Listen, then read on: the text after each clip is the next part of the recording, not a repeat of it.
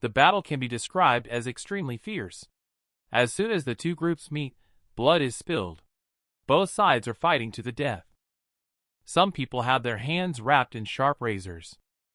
A razor can cut a person's throat with just one glance. But unfortunately, he was also taken out by someone with just one glance. This is also why Lutz did not agree with the Prisoner Bail Bond Act at first, because currently both sides are still able to fight back and forth. But if the prisoners from Rose Prison join the battle, Lord Aiden, if Peter takes over your prisoners, then I'll be in trouble, brother.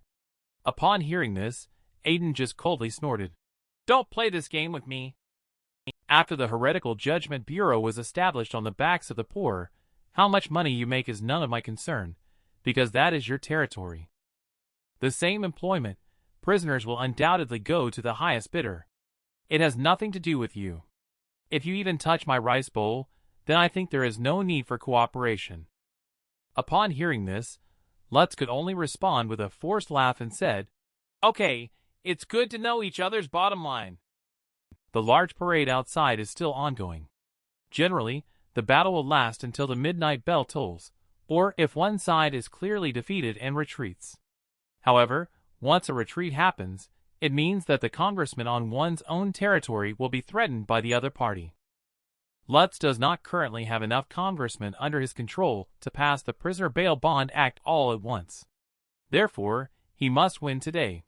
For this reason, he has also brought his secret weapon. The scene changes to Peter's exclusive carriage, where a man in a yellow hat speaks up. The magnetic field is off. Judging by past experience, the necromancer kept by the Lutz family is nearby. Upon hearing this, Peter quietly shifted his gaze outside the carriage. The bodies of the people who were already dead unexpectedly emitted large amounts of black gas. The black gas slowly gathered in a corner. Their destination was an evil man wearing a cloak. With the official debut of City Silver, two major forces entered the stage. Warden Aiden finally made the final decision, that is, they all must die. Instead of muddling through with repairs, it's better to just destroy and start afresh. With the official entry of Necromancer Suda, the battle has taken a one-sided turn. Necromancer Suda is Lutz's younger brother, and a wanted criminal of the Dragon's Back Empire. It seems that Lutz must be in some urgent situation for him to let his younger brother take the risk of being caught. He is determined to win this grand parade. At this moment, a worker wearing a yellow hat knocked on the car window. Mr. Peter, according to reliable information, the person sitting in the carriage opposite is indeed Warden Aiden from Rose Prison. Peter found this very strange. Wasn't Aiden supposed to never get involved in external prison affairs? It seems that due to the prison's lack of funds, Aiden wants to collaborate with Lutz to pass an act to hire prisoners. The sound of the battle call rang out again quickly. But this time, the sound of the bell signifies a retreat. The final battle ended with Peter's side retreating. The scene shifts to Warden Aiden's side. After your victory, are you going to threaten the congressman's territory with votes? Upon hearing this, Lutz smiles smugly. It's not just them. It's also time to teach those who sent you gifts a lesson. After finishing speaking, he got off the carriage. According to the old rules, you can take your men to Congressman's house to handle some business. At the words, the three people instantly showed a fierce and evil smile. Aiden then also got off the carriage, and Lutz expressed his desire to take this opportunity to introduce him to the big family. Several well-dressed men also got off the carriage, synchronously flattering Warden Aiden. As the saying goes, don't bite the hand that feeds you. Aiden also politely expressed, I am honored to work with everyone. By his side, several thugs holding machetes rushed into a house. This frightened a family of three inside the house. Then the thugs began mercilessly beating the man without hesitation. Warden Aiden witnessed their brutality from a distance. He couldn't bear to watch, but just as he turned away, he found that the entire street was filled with violence and killing. The sounds of insults and cries of agony were the main theme of tonight. In the end, Aiden still spoke up and said, I just want to vote. Isn't this beyond the scope of a threat? You have to know that this is the downtown area. If you make such a big deal out of it, how can you contain the discussions? Lutz disdainfully replied, We are not unreasonable bullies. We naturally won't provoke ordinary citizens who are not involved. Those who are being targeted are all insiders. Remember what I said. The law is the law, rules are rules. When these congressmen accept bribes, it means they have abandoned the law and rules. If they want to bypass the rules using the law, their corrupt practices will be exposed first. Even if you want to go down together or flip the table, you have to consider how many people are at the table. Since you have taken a seat, you must be prepared to lose. And we, the Skeleton Gang, have already been very merciful. After Peter won the big parade, the congressman we sponsored and his whole family disappeared from the face of the earth. Just then, Financial Chief Doug came over with a large group of people. I didn't expect that Sir Aiden had secretly carried out such a huge project. Speaking of which, Doug had already held Aiden's hand intimately. Since Sir Aiden is also here, let's join Lutz's camp together. Ironically, Doug seemed to automatically block out the screams behind him. Outside, the so-called big shots are discussing business, while inside the house is about to become a human purgatory. Two thugs casually discussing the fate of a little girl. The big shots outside are lining up to flatter Aiden, who is now the fat man who proposed to Flanda before. And behind them are the son and wife of the chief of mounted police, the chief of the guards, Colin, and the territorial security advisor from City Silver. The little girl was eventually thrown out with her father, who was in a life-and-death situation. At this time, the Mountain's wife led her son to Aiden and said, Son, weren't you just singing at the Aristocratic Association's church? Why don't you perform for Sir Aiden? After all, he used to be a clergyman in the Judgment Bureau. Behind her stood the little girl, who was trembling and struggling to rise on her own. Amid the adults' applause and laughter, the blond boy elegantly adjusted the bow tie around his neck. Then, he began to sing the world-famous song, Ode to Joy. Amidst the singing, the henchmen lit Molotov cocktails. They brazenly set fires and looted. Amidst the singing, someone turned into a blazing flame. In the singing, there were the painful pleas of virtuous women. In the singing, a little girl was awakening her deceased father. The little girl cried and begged the adults for help. Can someone help my father? Can someone save my mother? But no one responded to her. They were already immersed in the Ode to Joy. And the last line of this song is, Let's all join hands as brothers. After the song ended, the big shots applauded enthusiastically. Some even said, From now on, we are the best of brothers. But no one noticed Aiden's darkening expression. After the craziness, City Silver, this ancient city, quieted down once again. The scene cuts to Rose Prison. Flanda pushed open the door and entered Aiden's office. Tonight, Aiden can be said to have gained a lot. He not only saw the most hideous evil, he also completely figured out the two major factions of City Silver. In Flanda's view, the role Rose Prison is supposed to play is that of a bystander. They are meant to wait for the competition between the two factions to conclude, and then come out to reap the political legacy of the eliminated competitors. This used to be Aiden's idea as well, but now he has changed his mind. He wants to eliminate members from both major groups. City Silver has been bitten through and through by the frog bugs. Rather than patching things up and muddling through, then why not go a step further and destroy everything for a fresh start? Warden Aiden is terrifyingly strong when he gets serious. Everyone in his way must die. Flanda was shocked and broke out in a cold sweat. Master Aiden, why do I feel like you are more radical than before? What happened? Aiden looked at the list on the blackboard and said, Rather than saying I've become radical, it's more like I've become more clear-headed. During the first 2 months of amnesia, I couldn't distinguish whether this was a dream or reality. After doing my job well every day, my mind starts to zone out, but I don't even know what I'm thinking about.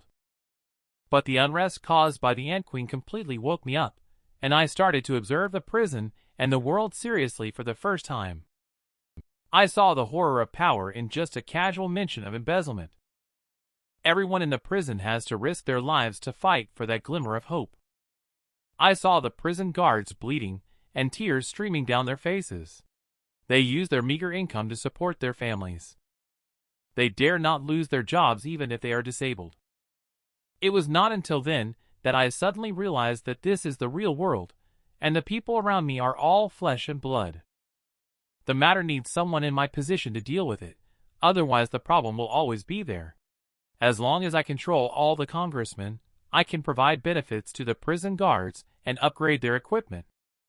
But these days, after looking around City Silver, I found that the entire city is filled with strange chaos from top to bottom. The poor are being robbed and exploited by thugs. They might think it would be good to be the ones robbing others. And the thugs are being ordered to fight to the death. They might wish they could be officials, so they wouldn't have to risk their lives. But once they become a congressman, they will have to take a stand. If they choose the wrong side, their whole family will suffer blood revenge. They might wish they could be the capitalists who control the congressman. And those upstart capitalists who want to go it alone will also be cleared out. They might wish they could replace the core of the two major groups. Everyone is hitched to the chariot of the two major groups. Each class is oppressed by the crisis they have created, forcing them to scramble for profits and compete fiercely. Therefore, everyone is living like a lunatic.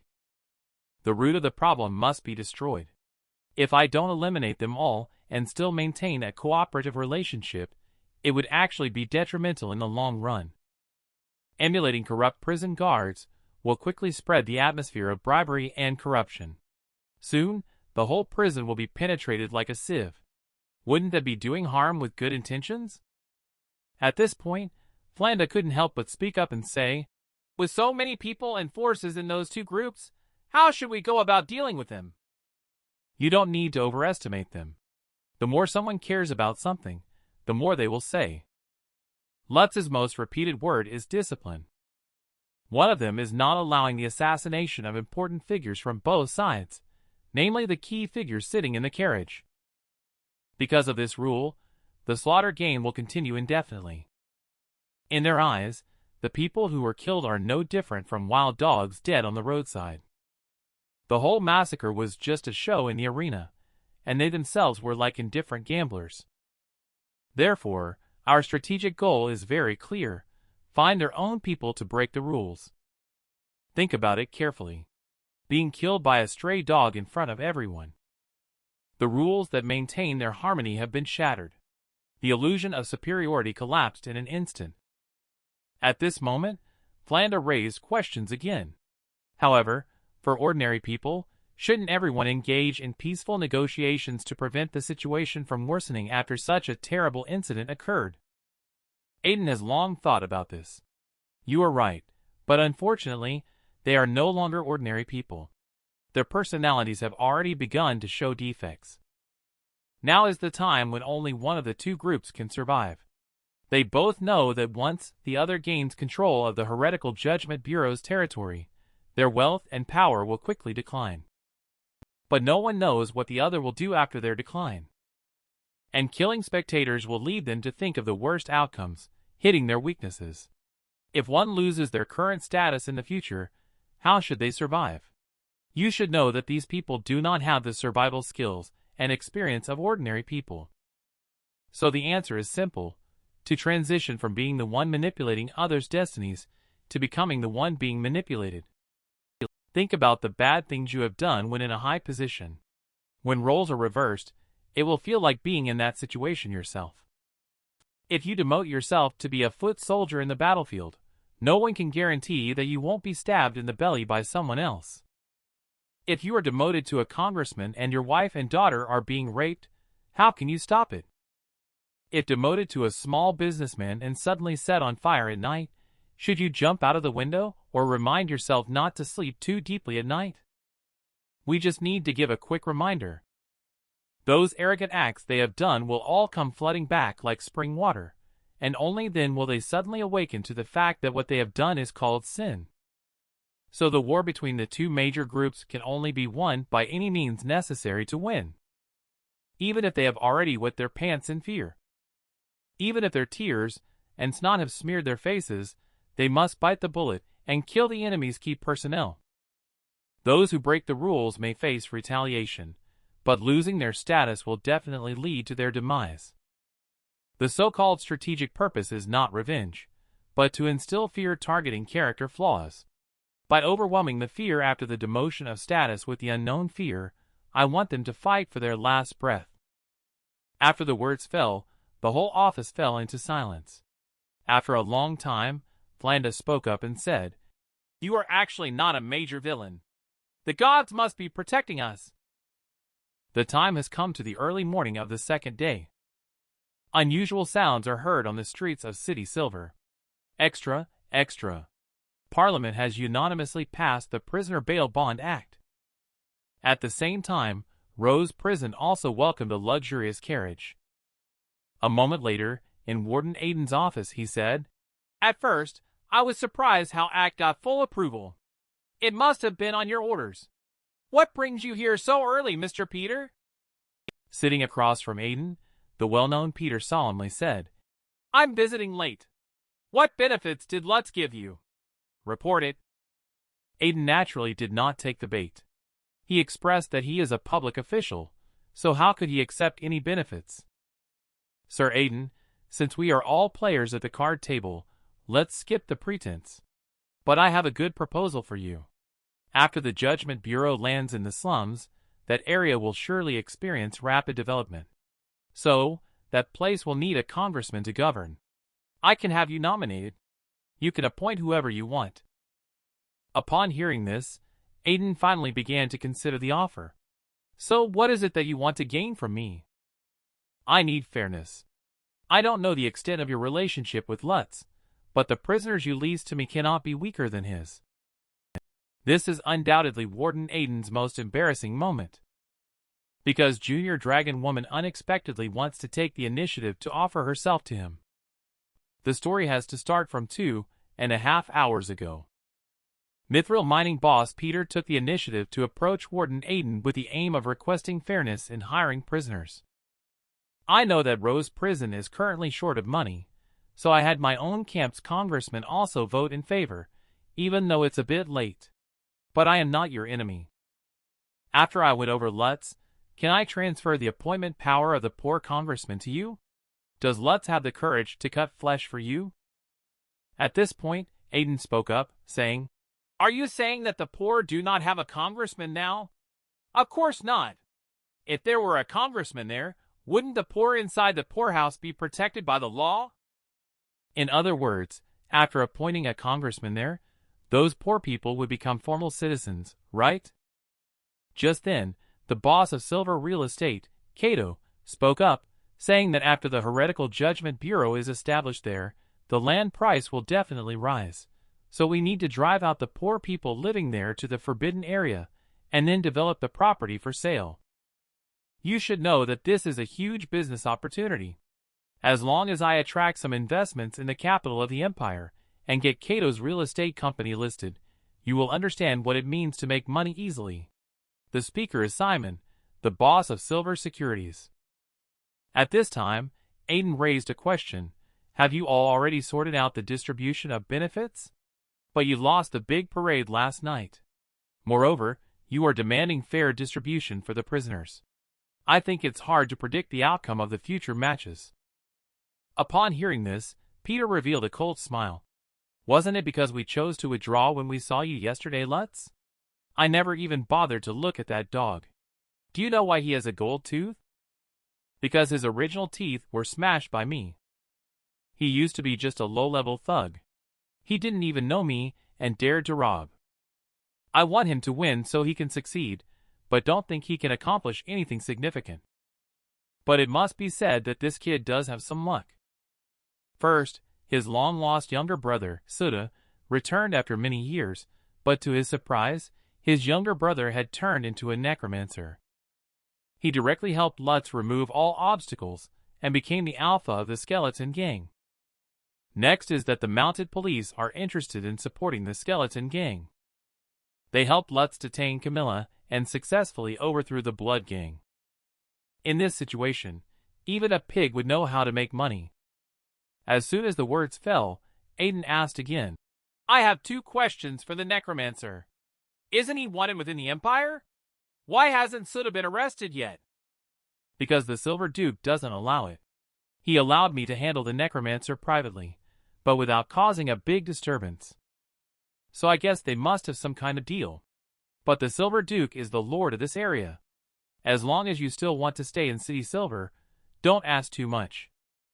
"Then why do the mounted police support the Lutz Mafia organization?" "First, you need to know who the people in the mounted police are. They are all young master soldiers formed by congressmen and newly rich families in the city. Regardless of their family background, they must follow our rules first. Over time, they became independent and didn't want anyone to control them. So, they came up with the idea of supporting emerging forces. They first intentionally or unintentionally supported the Skeleton Gang, allowing small merchants to provide funding to the Skeleton Gang. Using the excuse of a child's death in a city, they got rid of the once famous Blood Gang. With Lutz now having money and people, rising up is as simple as wanting to breathe." Talking about the murder of Aiden piques interest, as it is related to whether Junior Dragon Woman is wrongly accused or not. It turns out that a young boy from the city stumbled upon a brawl between the Blood Gang and the Skeleton Gang while playing in the slums. The next day, the boy's body appeared in the territory of the Blood Gang. Before anyone could call the police, the mounted police already surrounded the area. The whole process is something that even a child could figure out. After the incident, Lutz was still worried about retaliation from Camilla once she was released from prison. He actually made up a story to manipulate the kid's mother, convincing her to agree to be transformed into a vengeful spirit by the necromancer, so she would have the power to kill Camilla and avenge her son. The truth finally came to light. The reason why the corpse, which hates the Junior Dragon Woman so much, is all because of Lutz's scheming behind the scenes. Aiden couldn't help but show a friendly smile at this point. "Thank you all for letting us know. Now let's discuss what kind of prisoners you want to hire." The 4 of them quickly finalized the initial cooperation plan. Before leaving, they also told Aiden to appreciate the performance of the prisoners at the big parade tonight. After seeing them off, Aiden's expression instantly turned sharp. He went to bring Junior Dragon Woman Camilla to the interrogation room. In the prison interrogation room a while later. "Now, a lot of evidence indicates that you did not kill that child. This incident was carried out by the Skeleton Gang in conjunction with the mounted police, so I'd like to hear your account. If the clues I have match with yours, then you can soon leave the prison." I didn't expect that the Junior Dragon Woman would claim that she voluntarily entered the prison. She had made a deal with the mounted police before entering the prison. As long as she was willing to take the blame and enter the prison, she could have the murder case involving her and her subordinates dismissed. As long as you enter the prison and stay for 3 years, I can guarantee that your subordinates will not get into trouble. Later, I was afraid that after entering the prison, my subordinates would also be inexplicably arrested. I entrusted Sophia to train them into legitimate bounty hunters, so that they would have a means of earning a living. After a moment of silence, Aiden spoke up, saying, "Now the slums need to appoint a congressman. If you were to run for office after your release, I believe you would have a lot of support." Upon hearing this, Junior Dragon Woman actually laughed heartlessly and said, "Forget it. I think it's better in prison. After all, there are some personal reasons why I'm willing to go to jail. I really can't bear the expectations of so many people." This sentence instantly pierced Aiden's heart. When he heard about her deeds in the slums, he was already thinking about one thing. An 8-year-old girl who has never read a book and has no social experience. How did she manage to take care of so many orphans and respond to the needs of thousands of people in the slums, despite having never read a book or gained any social experience? Junior Dragon Woman said with a hint of sadness, "I'll be honest with you, eating raw meat can make you sick. I learned this when I was 12 years old. Since I'm a dragonborn, I've never had a stomachache." I need to hit my head to learn every common sense, and no one taught me how to take fewer detours. I don't understand why everyone automatically assumes I'm a leader. I have to bear their expectations, but I am not a god. I don't understand either. I get tired too, but no one seems to hear me. It's as if they believe that everything they ask of me will come true. Training them to become bounty hunters is already my limit. Involving city silver and the mounted police is a new unknown territory. My brain is already overloaded. After finishing the story, Aiden couldn't help but laugh. In that case, I'll look for other suitable candidates. It's good for you to stay quiet in jail. Just as he turned to leave, Junior Dragon Woman suddenly shouted out loud to stop him. Although I don't want to get involved in the affairs of the poor, but being blamed for killing children still really annoys me. So can you help me out and take down the skeleton gang? In return, I can spend the night with you. I'm really sorry. I've given away all my valuable belongings to others. When saying such words, Junior Dragon Woman unexpectedly blushed shyly. In response, Warden Aiden showed no emotional fluctuations, and the next moment, the voice that broke through Camilla's defenses sounded. How can you repay kindness with enmity? I helped you with the matter at the cost of my own well-being. After saying that, he left the interrogation room without any mercy. Only a bed was left. Camilla remained in place, filled with impotent rage. Once upon a time, there was a mountain, and in the mountain, there was a cave. In the cave lived a lizard man named Tiga. Tiga's lifelong pursuit is to excavate all rare ores, and then collect them in his cave.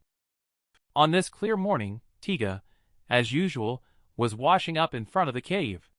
At this stage, she would typically plan in her mind the direction to excavate for the day. However, an unexpected visitor interrupted her thoughts. The unexpected visitor had dazzling blonde hair and handsome looks. Fate is so wonderful and indescribable. She is washing up downstream, and he is peeing upstream. Don't forget to hit the like button in front of the screen. Also, subscribe to my YouTube channel. In an instant, Tiga was blinded by anger. She vowed to disable the man's tool of crime. In fact, she did exactly that. But this collision is a big problem, because this handsome man turns out to be a diplomat. Things have actually reached a manageable point, because this is, after all, the territory of the orcs. Legally, they will definitely favor their own people. But at this moment, Tiga's childhood friend Tiger Woman appeared. Then she saw the scene that surprised her this morning. She was shocked to see her little buddy being restrained by two guards, while a tough guy next to them was taking off his pants. Oh my goodness, this would be unbearable no matter who it happened to. The poor diplomat just wanted to use the restroom. He never expected to encounter the darkest moment of his life. In this situation, even with the favoritism of the orcs court, it is impossible to be acquitted.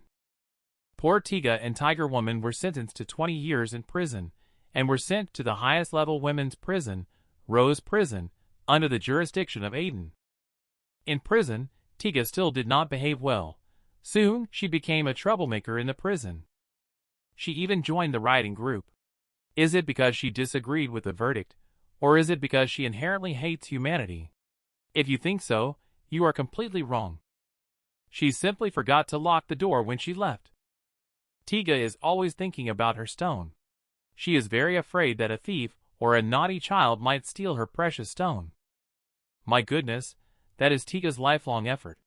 It is because of such torment that the originally sunny and cheerful little scorpion has become unrecognizable. Not long ago, she finally found relief because the people from the neighboring village told her that her family was no more. Recently, the witch union caused trouble in the village. Tiga's mountain residence was directly destroyed, and her family's precious stones were all stolen by other orcs. My goodness, Tiga's hanging heart finally died. But soon she picked herself up. She wanted to make money, and get out through the Prisoner Bail Bond Act. Tiga wanted to make more money to get out of jail, and then buy an undeveloped mountain in the orcs' country to start over. Tiga is not in a hurry to get out now, so Tiger Woman is naturally not in a hurry either. The best way is to follow the human rules, which is to pay a large amount of bail. I guess you will have to wait for a long time. Many veteran prisoners also want to make a big profit through the Prisoner Bail Bond Act. Suddenly, the sound of a wheelchair turning could be heard. 3 seemingly normal prisoners instantly started performing their amazing skills. But unfortunately, the prison guard in charge of recruitment unexpectedly came before Tiga, because Tiga had been hired by City Silver Mining Company. This instant sparked strong dissatisfaction among the other prisoners, but there was no choice. The hiring requirement was to be skilled in fighting and also proficient in mining. Actually, there is another prisoner in the prison who is very skilled at digging tunnels, but she simply refuses to cooperate no matter what. Tiga held the contract in his hand, his face full of disbelief, because the silver mine unexpectedly yielded a sky-high price of 30,000 gold pounds. Although the prison was going to take out 10,000 as an intermediary fee, it still shocked all the inmates present. Moreover, the bail in the prison happened to be exactly 20,000 gold pounds, which means Tiga and Tiger Woman can be released from prison after just 1 year of work. The scene shifts to Warden Aiden's side. After receiving the 3 children, he surprisingly learns that Aya and Kim both do not want to go to school anymore. That school, Jiandao, has issues. They only teach how to socialize and exploit the poor. What is surprising is that Oreo actually firmly raised its right hand. Aiden, I am willing to go to Mr. Arno. He said that to overcome fear, one must understand it by unraveling the cocoon. I want to see the true appearance of this world. Flanda, who was standing by, felt very embarrassed because Mr. Arno is her husband. After learning the truth, Aiden smiled knowingly. Coincidentally, there's a vacant position lately. It looks like I need to make time to go see him. Ostina, who often peeked at people from tall buildings, felt very strange. It's been so long. Why hasn't Aiden taken the initiative to come and further our relationship? Dear Woman joked and said, We've talked so many times. Put aside your princess demeanor and take the initiative to go find him. Isn't it you who said we should follow human conventions subtly? Being too direct might make me seem vulgar, right? After thinking for a while, Ostina came up with an idea. I heard that using deer antler to make liquor can make men very impulsive. It's just right for Aiden, this block of wood. Dear Woman couldn't help but burst into laughter at the words. Are you kidding? How would you get deer antlers in prison? Don't forget to hit the like button in front of the screen, and also subscribe to my YouTube channel. It has started. The prisoner recruitment event of Rose Prison has begun. Warden Aiden's Battle Royale plan has also officially started. The scene first takes us to the prison gate, where Warden Aiden puts Oreo on the carriage heading to school. After seeing him off, Aiden started to worry that the ordinary school in Kim City Silver would not be able to educate her. After thinking for a while, Aiden finally decided to ask her what she wanted to do the most. Unexpectedly, Kim's most desired thing to do is to build a fairy tale castle. Coincidentally, there is an expert in the prison who specializes in designing castles. Just then, Golden Teeth Lutz's top guy Carlo walked over. Aiden found it strange to see him coming alone. Isn't today the big day for hiring prisoners? Why didn't Lutz come in person? Carlo scratched his head awkwardly. Alpha hasn't woken up yet. Hearing this, Aiden snorted coldly. I think the alpha of the skeleton gang is not as good as you. He then turned to Flanda and said, I need to take this gladiator to choose the criminals. This is a secret code that only Flanda can understand. Gladiator represents the arena. It seems that this Carlo is the person chosen by Lord Aiden, the one responsible for killing the big shots and breaking the rules. Unfortunately, Carlo thought that Aiden was praising his bravery. At this point, Aiden spoke up. Look at Peter, the boss. He personally picks up prisoners from far away. Everything is about comparison. If you guys lose, it won't be surprising at all. Upon hearing this, Carlo explained cautiously, This is unavoidable. Boss Lutz held a celebration banquet until early morning last night. It was really impossible to get up in the morning. Aiden naturally disdainfully said, "In my opinion, both Peter and Lutz are nothing but clowns. They are just money-making machines in my eyes." As soon as the words fell, Carlo immediately retorted, "Aiden, speaking like this is a bit too much. After all, we are the two biggest forces in City Silver. Do you feel that Peter and Lutz are irreplaceable? Do they have any inherent advantages? Or is it that everyone has to rely on them to survive, but they just happen to take the lead?" Carlo foolishly said, "Then you are very wrong. Our boss still has a powerful secret weapon."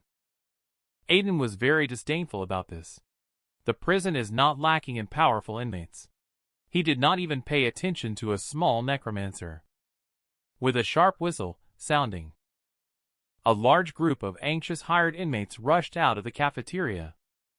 Rosie, who is responsible for the hiring, cleared his throat.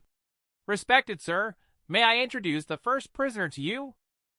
Underground boxing champion Caesar, who hails from the esteemed lineage of the old Seni Empire generals. She has participated in fighting competitions around the world. All the opponents she has encountered have either ended up dead or severely injured. She is particularly skilled in one-on-one combat. The danger level is classified as B. Upon hearing that the person has arrived, Carlo instantly became excited. "When you were at Seni's boxing match, I was there too. It's truly invigorating. Over the years, I have been inspired by your heroic fighting spirit." Upon hearing this, Caesar smiled confidently. "Your sincerity, young man, has successfully moved me. Quickly sign the contract and hire me. I will sign it for you later." At this moment, Aiden suddenly chimed in. "I wonder who is stronger between this prisoner and your boss's secret weapon. Of course, it's Caesar who is stronger." Halfway through speaking, Carlo quickly covered his mouth. But Aiden had already etched his true reaction in his mind. The so-called secret weapon in prison is only at AC to be level. At this moment, Rosie handed the contract to Carlo. "We pay upon delivery, okay?" Just as Carlo was about to sign the contract, Warden Aiden spoke up again, saying, "I must say you are really pitiful. You are always the first one to fight, and you are always sent to negotiate business deals. As long as Lutz stays at home and sleeps all day, he can hire his idol to be his underling. It's true that the brave eat well while the timid starve." This statement made Carlo hesitate. "I can't sign with Caesar. I want to change." When these words were spoken, Caesar instantly flew into a rage. "Were you not the idiot who just agreed to it?"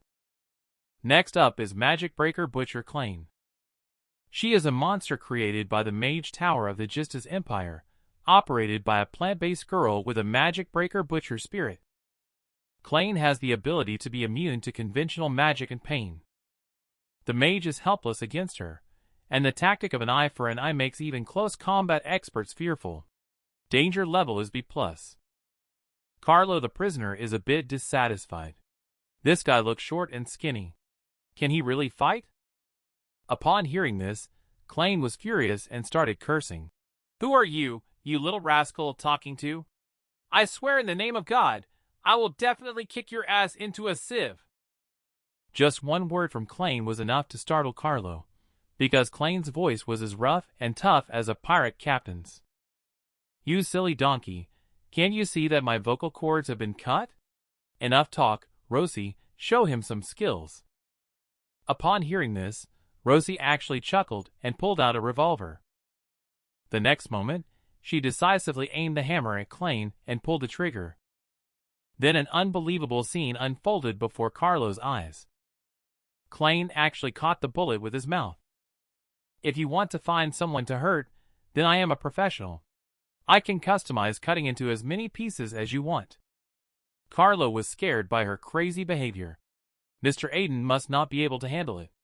If she goes crazy, I guess all of us in the skeleton gang together wouldn't be enough for her to handle alone. Poor Klain left after being scolded like that. The scene cuts to the VIP reception area in the prison where Dear Woman's wound has already been bandaged. And Ostina's secret weapon, Dear Antler Wine, has also been successfully completed. She confidently took the wine and went out, leaving Dear Woman behind crying alone in place. But after Ostina left, Dear Woman suddenly started laughing strangely. Ostina rarely shows intelligence, but unfortunately, my antlers are not ordinary antlers. Gathering the antlers of the god of elements Fuifa, sometimes like raging fire, sometimes like glaciers. Just by taking it, the person will immediately transform into that ferocious beast. Don't even think about calming down for 3 days and 3 nights. The thought of Aiden in this state is just too funny. Awkward. Aphrodisiac wine prepared by Ostina for Warden Aiden. Unexpectedly, Carlo, this old guy, drank the aphrodisiac wine. The scene was basically a large-scale battleground. It turned out that Carlo rejected the irritable girl, Klain. Rosie immediately recommended a mild-mannered prisoner to him. After all, in Rose prison, there are few things other than prisoners. This prisoner is named Earth Element Elf Lainey. Over the years of evolution, Lainey's intelligence gradually matured, and she gained self-awareness. She excels at operating Earth category spells to protect allies and restrict enemies. Most importantly, she has a gentle personality and enjoys a slow-paced life. As long as you don't provoke her, she won't actively seek trouble with you. Rosie said so much, but Carlo, the illiterate, didn't understand any of it. He only cares about whether Lainey can defeat Peter, the imprisoned mastermind. Faced with this problem, Lainey honestly said that the speed after Tiga has erupted is too fast for her to catch up. However, you can rest assured about one thing.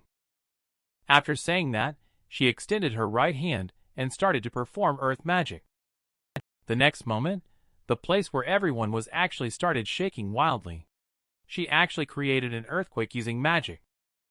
Carlo was scared out of a cold sweat. Whether or not he had the ability was not important. If he couldn't defeat the prisoners hired by Peter, Mr. Lutz would definitely not be satisfied. Are there prisoners with strong abilities, normal personalities, and the ability to dominate the four corners? As the words fell, a lot of breadcrumbs suddenly fell on Carlo's head. The person who came was the glutton George. She indeed met Carlo's requirements, but unfortunately, the prison currently does not hire prisoners above Class B. However, her appearance did cause a slight shock in Carlo's heart. This prison is simply a monster's cage. No wonder Aiden said that Lutz and Peter are jumping clowns. Just then, Carlo suddenly noticed a person standing on the rooftop not far away, but that person mysteriously disappeared. The next second, Ostina descended from the sky and appeared in front of him. But she didn't notice Carlo standing beside her in a panic. Ostina blushed as she raised her glass and said to Aiden, "This is a local specialty red wine from a friend's home. Would you like to try some?" Aiden didn't notice the copious sweat left by her nervousness. He casually took the glass from her hand. Then the clear water passed Ostina and went towards Carlo. "You sent it just in time."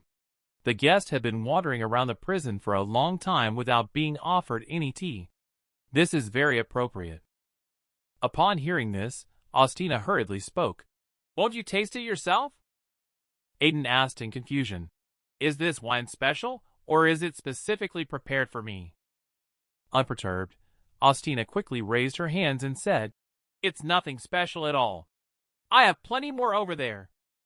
At this moment, Carlo also came over and said, "Then I won't be polite. Honestly, I've been a bit thirsty for a while." After saying that, he took a big gulp and finished the drink. By looking at the shocked expressions of the prison guards and Austin's embarrassed expression, you should know how powerful the effects of this medicine are. Even the usually poker-faced Aiden is having a hard time controlling his micro-expressions. After drinking, Carlo exclaimed that it was satisfying, but why does this wine have a hint of a bloody taste? Wait a minute. Carlo lowered his head and looked at the ground. An extremely embarrassed Carlo quickly crouched down. "Mr. Aiden, I have something urgent to attend to, so I'll be leaving now." "Choose a prisoner for me. Just make sure they're not weaker than the one Peter chose."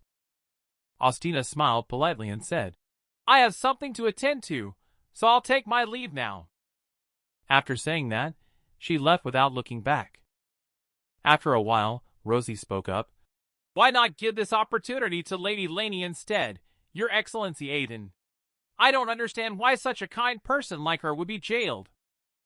Her suggestion was promptly rejected by Aiden. "I don't have any opinions about Laney.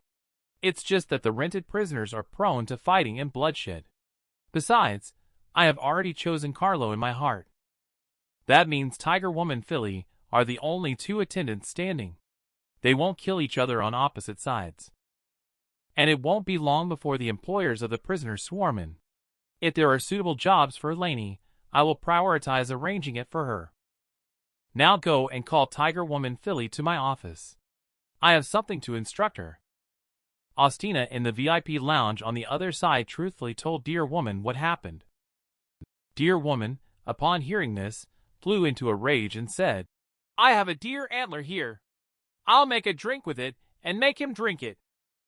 Aiden has already seen the effects of drinking that cup of wine. He can't be fooled again, and it seems like the potion's effects have gone overboard, completely different from what I expected. After thinking for a while, Dear Woman suddenly changed the topic. "Did someone from outside the prison come recently to hire prisoners? We can use this idea to come up with a solution." On the other side, Tiger Woman was still very happy to learn that she had been hired by Warden's office. But when she found out that her opponent was actually her childhood friend Tiga, she decisively rejected the job offer without hesitation. Aiden had anticipated this. Can't you be a little smarter? Acting is also possible with actions. Just focus on getting the money. But you need to pay attention. Your main task is to block Carlo, the employer. Don't give him any chance to show himself. I don't need to say more about the specifics, right? Upon hearing this, Tiger Woman smirked and touched her chin. I still have to go home with Tiga. This guy named Carlo can just sit on the bench for a while. Who would have thought that Austina's unintentional glass of aphrodisiac wine? But it turned into the death knell for the two major forces of City Silver. After drinking the aphrodisiac wine, Carlo left the prison without stopping. At this moment, he was like a raging bull, with eerie red color all over his body. Carlo only felt his body alternating between hot and cold, making him feel like he was about to explode. He didn't understand what was happening. The inmates at Rose Prison are tough to deal with, but who knew the drinks would be so tough too? The staff at Golden Teeth Pub all showed admiring looks towards him. But for Carlo, this is simply unbearable. These days are when the guild needs people the most. What should be done about his current condition? Carlo quickly rushed into the pub. He happened to run into a just-awakened Lutz. But at this moment, he couldn't even spare a moment to say hello to Alpha. All he wanted to do now was go to the toilet. After finally rushing to the toilet and pulling down his pants, Lutz pushed the door open the next second and walked in. The skeleton gang sent him a letter for discussion. Awkwardly, only Carlo from the entire skeleton gang knows how to read. Carlo could only awkwardly accept the letter. The rough meaning of the letter is that members of the faction are concerned that if they continue to hire prisoners to consume with Peter for a lengthy period of time, the funds may not be sustainable. So it is necessary for Warden Aiden to quickly provide a development plan so that the land ownership and positions of each member can be designated in advance. Then, with the sketches in hand, sign transfer contracts with the 4 dukes so Peter's camp can be legally eliminated in advance. Lutz is very satisfied with this proposal. The Heretical Judgment Bureau is a national institution, and the 4 dukes definitely wouldn't dare to neglect it. As long as they agree, Peter, as a local snake, will surely be unable to make any waves. He suddenly noticed Carlo's creepy actions and immediately started reprimanding him without hesitation. Straighten your back. Carlo could only straighten his back with his legs squeezed together, but Lutz was still not satisfied. Why is your face like a monkey's but today? Report, Alpha, I have a slight fever today. Upon hearing this, Lutz began lecturing with his hands on his hips, saying, Looking like the right-hand person of the skeleton gang is really disgraceful for me, Do you understand? What Aiden said is indeed very reasonable. We are about to be part of the upper-class society, so you must learn from me. You must be elegant. You must have grace, you know? After the show of power, Lutz turned and left. Before leaving, he instructed Carlo to quickly tidy up himself. We cannot slack off on tonight's grand parade. After he left, Carlo instantly relaxed. But in his mind, the words, "right-hand person," kept echoing. For him, if he could get Alpha's own admission, then all the grievances and humiliations he suffered over the years would be worth it. Even though this guy is really arrogant. 7 years ago, Lutz, at that time, had his teeth broken by Peter on the street. He vowed that he would definitely make Peter regret it for the rest of his life. But sadly, the harsh words he uttered didn't even give him the chance to make Peter turn back. Just as Lutz was on the brink of death, a figure walked out from the corner. When he opened his eyes again, his wounds had been bandaged by someone. The one who saved him was Carlo. It turned out that the two men shared a similar experience. Carlo used to be a butcher, but he wanted to change his fate by studying. He saved up some money and came to the city. But he didn't expect that he would be insulted by the wealthy young master. These idle people really enjoy doing one thing, which is to destroy other people's destiny. After listening to his story, Lutz said a sentence. In the future, when I become successful, I will never forget your kindness and guidance. For hours have passed and Carlo is still in the toilet and has not come out. In the end, he was urged by others and had no choice but to open the door from the inside. Accompanying his exit was a pile of paper balls. If it weren't almost time for the big parade, I believe Carlo could still play in the bathroom for a while. At this moment, an unexpected guest has also arrived outside the pub. This person is exactly the prisoner tiger woman selected by Warden Aiden for Lutz. She is not only very skilled in fighting but also has created a gentle big sister image for herself. In the end, she succeeded in taking down all the members of the skeleton gang with her broad-mindedness. The henchmen were clamoring to replace Carlo one after another. Carlo, who happened to arrive just then, overheard the conversation. He angrily demanded to know where this prostitute came from. You guys are truly useless and unreliable. It's already this late, and you still have the mood to find a prostitute. And you even want this prostitute to be the team leader. Are you crazy? Fortunately, at this time, Lutz walked over. Did a donkey kick you in the head? Isn't she the prisoner you hired in prison? All the brothers have dealt with her, and they all admire her. At this time, Carlo suddenly felt guilty. In a daze, he only heard the words, "Prisoner." At this time, Tiger Woman also walked towards him. You are Carlo, right? I heard Lord Aiden say you are very good at fighting. Do you want to fight me to test it out? The next second, Carlo finally fell down. Moments before, he saw the panic on people's faces. Even though it was already night, he felt that today's sunlight was particularly dazzling. When he opened his eyes again, he found himself at the scene of the big parade. It must be said that Lutz is a bad person. The first step of Warden Aiden's plan has finally achieved success. Carlo, the lead horse of the skeleton gang, willingly became his henchman. Let's rewind the scene back to tonight's grand parade. Just awakened Carlo rushed towards the battlefield with a knife in his hand. But he did not expect that this time his opponent not only was not afraid of him, but also stood in place and grinned at him. Because at this moment, Carlo's pants have a tent in them. Carlo was embarrassed by this. He quickly covered up his crotch.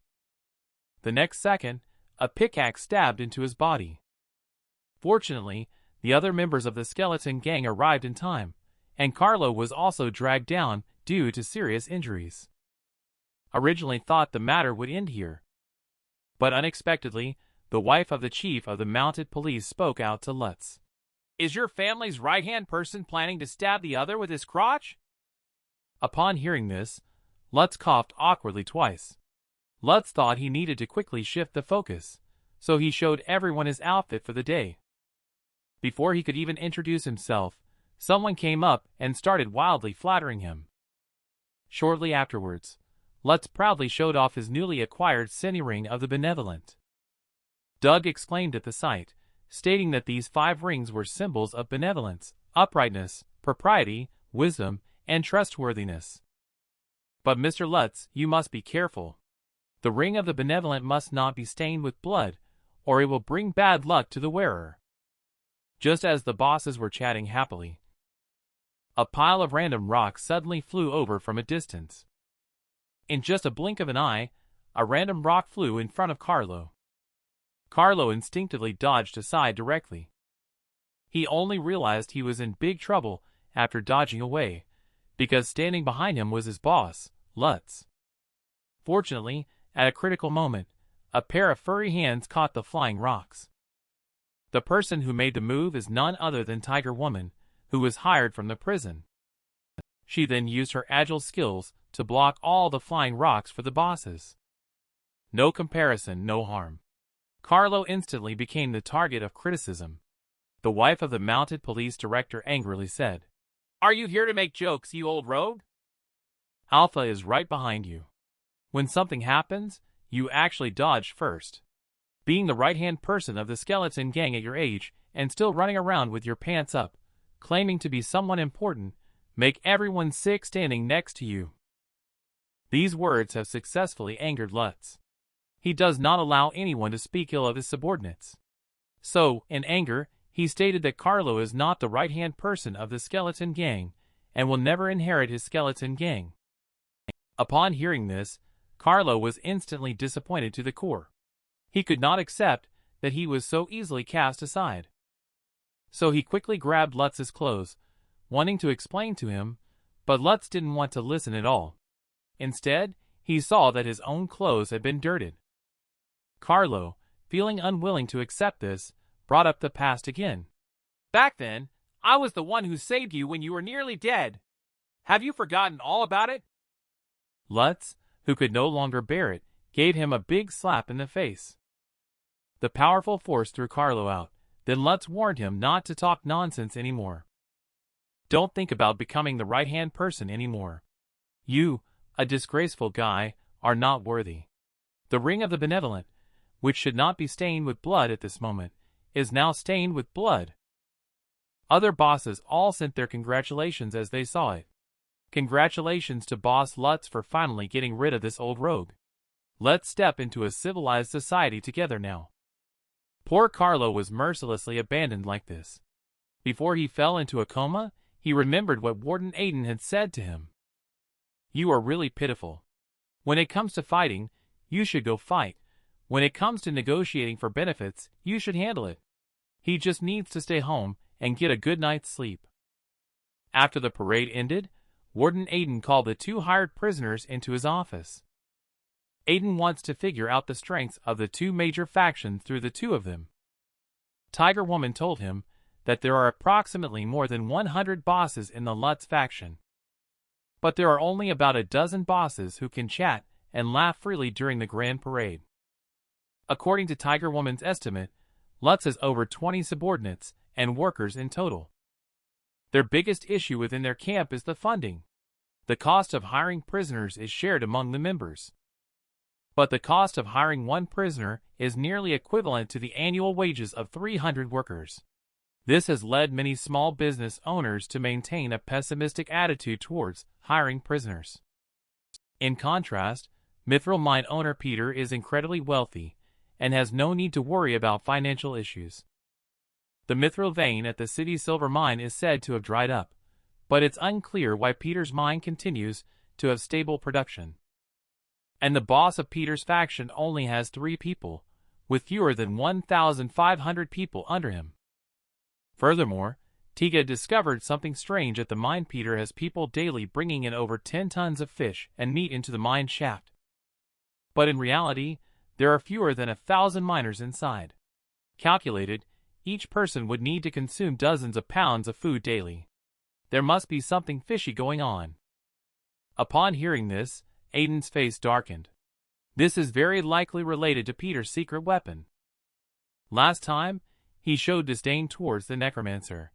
He hasn't revealed his bigger trump card yet. Then he suddenly asked, "How is Tiger Woman Carlo doing now?" Tiger Woman said he probably only has one breath left and is still lying on the street without anyone caring. Hearing this, Aiden understood that the time was right to move on to the next step. The scene shifts to Carlo's side. When he woke up, there was no one beside him, and the sky was beginning to brighten. At this moment, Carlo felt very discouraged. The current skeleton gang definitely couldn't tolerate him anymore. But soon, he felt hopeful again. As long as he discussed the territory issue with Aiden, the boss Lutz would definitely forgive me. After all, in the skeleton gang, I am the only literate person. After walking who knows for how long, Carlo finally arrived at Rose Prison. However, before reaching the entrance, he saw two members of the skeleton gang. Before Carlo could say anything, these two guys told him to go die quickly and not embarrass himself here. The man standing behind them then spoke up, saying, "Hello, I'm Harvey, the secretary hired by Boss Lutz. Now all the administrative work for the skeleton gang is done by me."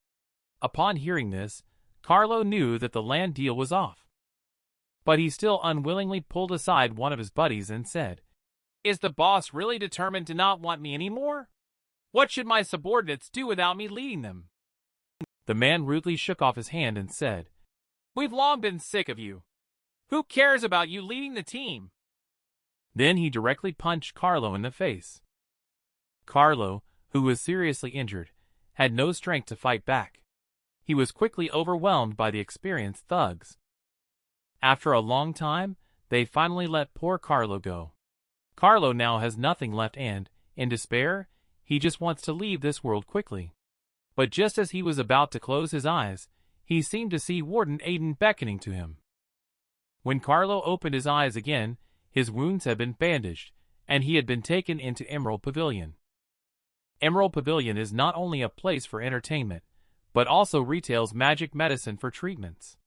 Aiden happened to be here for something today, so he brought Carlo along. Aiden came here to publish his own book, but Emerald Duke will not be available until the afternoon. So Aiden had to leave the draft here for now. Just then, Carlo spoke up. "I'm no different from a beggar on the street now. Why bother using expensive magic medicine to treat me?" Upon hearing this, Aiden smiled and said, "Don't you think it's unfair to change fate? Wouldn't it be fulfilling to the dying person?" The sentence fell silent in Carlo, who, in fact, had a knightly spirit when he was young. He lied to the thugs that he had an illegitimate daughter in order to protect the girl from harm. He would say that the old man owes him a large sum of money in order to prevent the disabled old man from being killed. But later, Carlo discovered that reality is completely different from his dreams. People who value reputation, manners, and humility will never have the wealth and status that those despicable, greedy, and selfish individuals possess. So Carlo later turned bad. He abandoned the dignity and humanity he learned from studying and started to commit all kinds of evil deeds, including killing, looting, and causing harm. I used to think that as long as you abandon your conscience, you can become a superior person. But the truth tells me that this is wrong. The results of doing good and doing evil are actually the same. When Carlo said this, he couldn't help but shed hot tears. At this moment, Aiden spoke up, saying, "This is not because of your fault, but rather the inevitable result produced by the law. Those who initially benefited from the silver secret mine became the upper class, while the people in the slums paid the price. Now, those who seize the land around the Judgment Bureau will become the upper class after the city silver reshuffle, and you, Carlo, will be the price. To achieve someone else's wealth, one is stripped of dignity and humanity, and even begins to doubt one's own worth. So what I said before was right. You are truly pitiful." At this moment, the staff from Emerald Pavilion walked in. She came to remind Aiden to make payment. Upon hearing this, Aiden was about to take out his wallet and leave. At this moment, Carlo suddenly collapsed to the ground with a thud. "Lord Aiden, please show me a clear path. I beg for your mercy." I don't want to drift through life so aimlessly. I'm tired of putting in all the effort only to be treated like a dog in the end. I want to be a human. I want to be a person high above all. At this moment, Carlo has obviously fallen into a state of madness. Warden Aiden knew it was time to close the net. When Carlo ignites the so-called rules, they will be close to death. Carlo actually shot and killed the real estate tycoon City Silver. The usually calm Peter was so scared that he wet his pants directly. Let's go back to the banquet hall of the Skeleton Gang. At this time, the members of the Lutz camp are gathering together for a meeting. The new character Harvey spoke first, stating that Aiden has agreed to sign the land transfer contract with the 4 dukes, but he has some objections regarding the quotas. After all, there are too many people in our camp. If everyone wants to enclose land, then all the residents of the slum will be forced out. Upon hearing this, Lutz responded nonchalantly. Then just drive them all out. What's so difficult about that? But in this way, Lord Aiden may find it difficult to explain to the Heretical Judgment Bureau. There are also suggestions to kill all the poor people. It must be said that these people are already insane. At this point, Harvey mentioned Aiden's proposal. Lord Aiden said that he could allocate 10% of the land in the slums to us, but we must pay a high price to purchase the land from the poor people. The scene immediately became chaotic when this was mentioned. 10% of the land is simply not enough to share, and why should we have to pay money to buy land in the slums that originally belonged to no one? But Harvey believes that this proposal is very good. 10% of the land is enough to build a large commercial street. Besides, paying money to the poor can also bring a good reputation. But others don't think so. Not enough land to split means that someone has to drop out. But at this point, who would be willing to drop out? Harvey is so overwhelmed that he feels he's about to lose his mind. He believes it's not the time for reconciliation now. The most important thing is to defeat Peter first. On the other side, Emerald Pavilion Warden Aiden said to Carlo, "It's actually quite simple to become someone powerful. You just need to seize the opportunity and have the courage." For example, when the wealthy need someone to confront Peter, Lutz seizes the opportunity and expands the Skeleton Gang. Another example is when the wealthy want to cut off the smuggling channel, I seize the opportunity and expand the business of renting prisoners. If you can proactively identify the needs of the wealthy and have the courage to meet them, then you will naturally attract investors. At this point, it's actually more than enough. Aiden believes that Carlo must know the weaknesses of the Skeleton Gang. Carlo certainly knows that the people in Lutz's camp are not a unified force. They need a knife poised to strike at the nobles. The biggest advantage of the Lutz camp is their large numbers, but it is also their biggest disadvantage. In terms of personal wealth, no one can compete with the 3 titans Peter. If prisoners are continuously hired to participate in large parades, most of the wealthy people in the Lutz camp will definitely be the first to be depleted. So these wealthy people have the idea of directly getting rid of the 3 giants, but no one wants to be the first to break the rules. Now that Aiden has pointed out Carlo's opportunity, it all depends on whether he can seize it. The time quickly arrived for the evening parade. Carlo, recovered from his injuries, once again appeared armed with a large machete. However, this time he was representing his own faction. His former boss viewed his presence with great contempt, likening him to a wild dog seeking death. Well, I have no intention of keeping him around anyway. When these words were spoken, the other bosses who stood with him immediately echoed in agreement. At that moment, Carlo charged out with his knife, but he did not engage with the main forces. Instead, he rushed towards the direction of the 3 leaders. His actions aroused dissatisfaction in the Lutz camp. If something really happened to Peter and the others, they definitely wouldn't be able to escape either. However, their concern was clearly unnecessary. Carlo was surrounded before he even got close to Peter. Moreover, as time passed, more and more people ran towards him. Peter confidently put on his mask. "I am standing here. If you have the ability, come and kill me." Both sides people laughed when these words were spoken. This kind of laughter carried deep shame. Just then, Carlo suddenly pulled out a hunting rifle from his pocket. The next second, he pulled the trigger without hesitation in Peter's direction. In the face of death, Peter's look of pride disappeared, replaced by the looming shadow of impending death. At this moment, he suddenly reached out and grabbed Kato, who was standing beside him. With just a shattering sound, a cloud of blood mist erupted in front of Kato's chest. The powerful impact almost pierced through his entire body. This kind of force could not have been caused by ordinary bullets. It was clearly the destructive power of explosive armor-piercing rounds. But how did Carlo obtain something that only armed forces are equipped with? But there is no time to think about these. Carlo is still carrying out indiscriminate attacks. At the same time, news of Kato's death has also spread, leaving everyone stunned in place. Especially those from Lutz's camp, each one showing a lifeless expression. At this moment, the people from Peter's camp urged Tiga to quickly remove Carlo. However, just then, the clock struck 12 o'clock sharp. Upon hearing this, Tiga turned around and left. She needed to hurry back to the prison to undergo inspection. Otherwise, she would be classified as an escapee. And in the clock tower out of sight, hundreds of crows were circling overhead. Actually, it's 5 minutes to 12 now. Aiden had Afshin manipulated. Now Peter's camp is lost a pillar.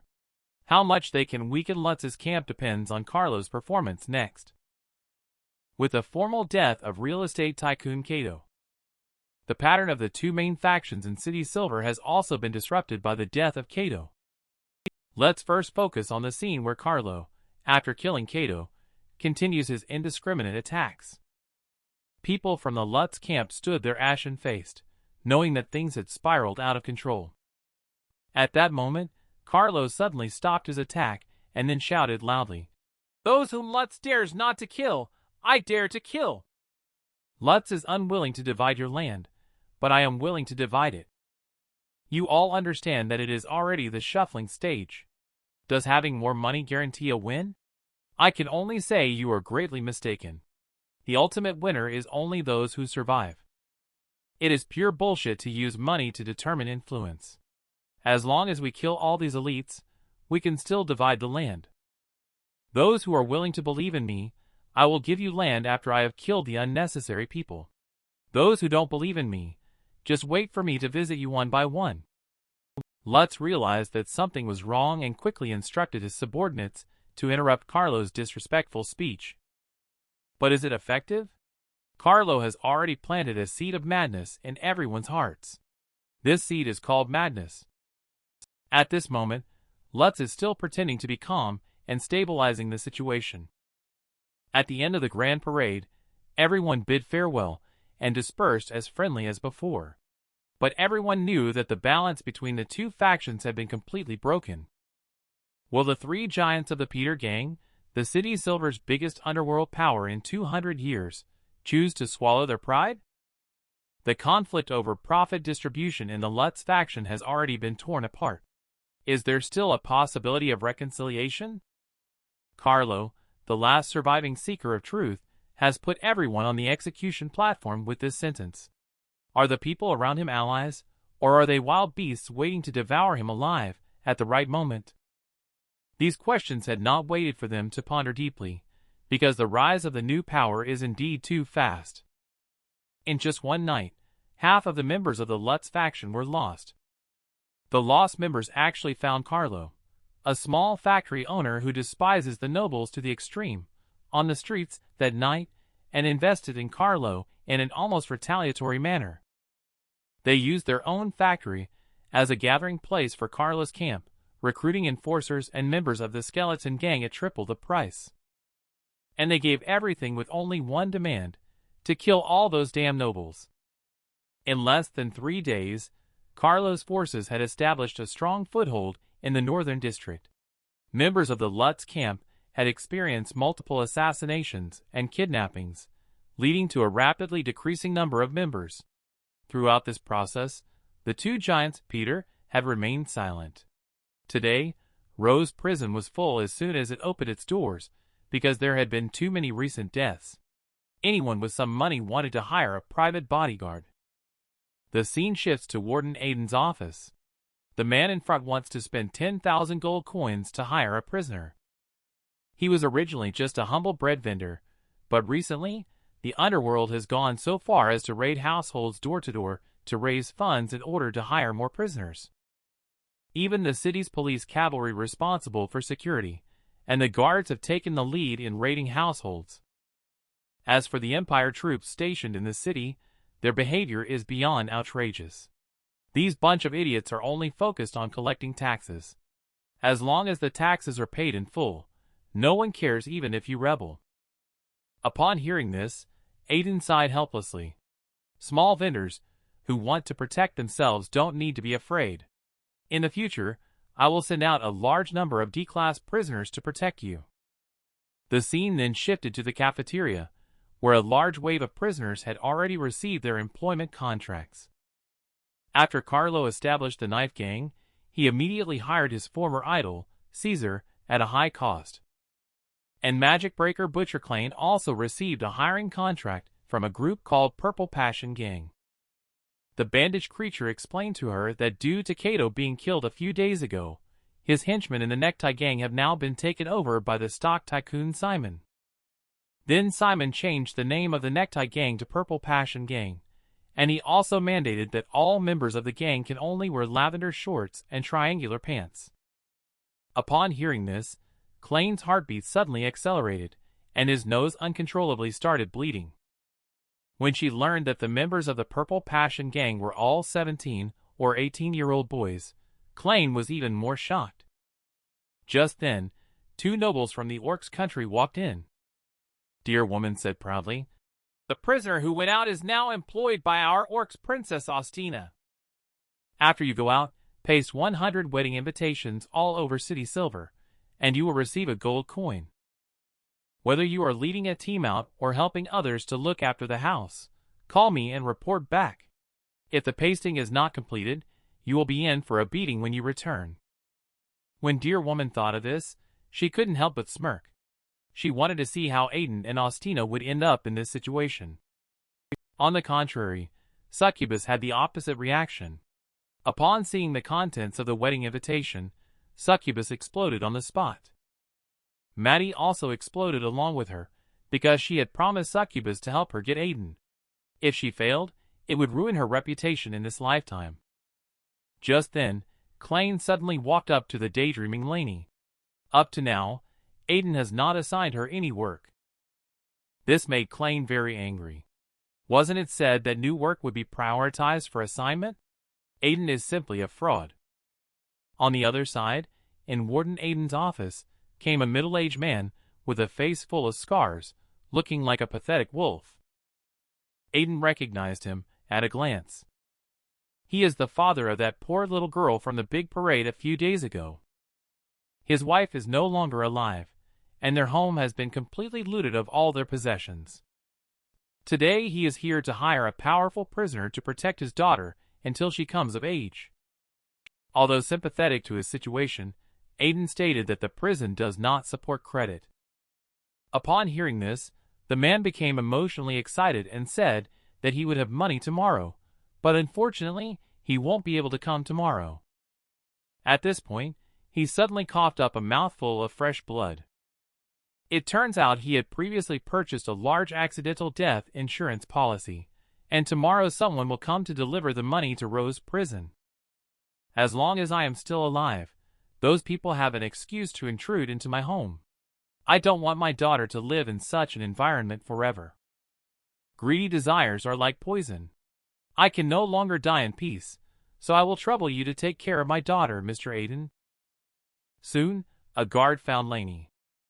Aiden named her to protect an orphan named Sheena. Lainey needs to quickly build trust with her and bring her to the prison.